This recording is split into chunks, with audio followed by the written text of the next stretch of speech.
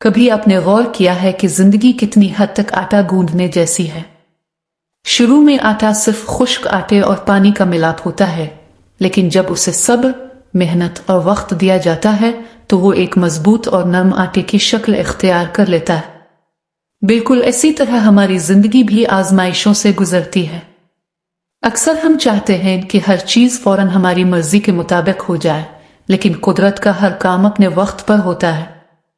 जल्दबाजी बहुत सी चीजें खराब कर देती है, जबकि सब्र बेहतरीन नताइज देता है।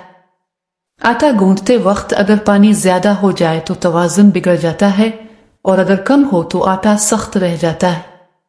जिंदगी भी तवाज़ुन मांगती है, ना जरूरत से ज्यादा फिक्र, ना जरूरत से ज्यादा लापरवाही। हमारी रोजमर्रा की छोटी छोटी आदतें ही हमारे मुस्तकबिल को बनाती हैं। जैसे हर बार थोड़ा थोड़ा गूंदने से आटा बेहतर होता जाता है, वैसे ही हर दिन की छोटी सी मेहनत इंसान को अपने मकसद के करीब ले जाती है। अगर आज आपको लग रहा है कि आपकी मेहनत का कोई नतीजा नहीं निकल रहा, तो मायूस ना हो। हर अच्छी चीज को पकने और तैयार होने में वक्त लगता है।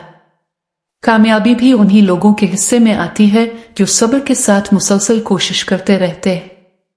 याद रखें, जिंदगी में बड़ी तब्दीलियां हमेशा छोटे कदमों से शुरू होती हैं। इसलिए आज का दिन भी अपनी बेहतरीन कोशिश के नाम करें, क्योंकि हो सकता है यही छोटी सी कोशिश कल आपकी सबसे बड़ी कामयाबी बन जाए।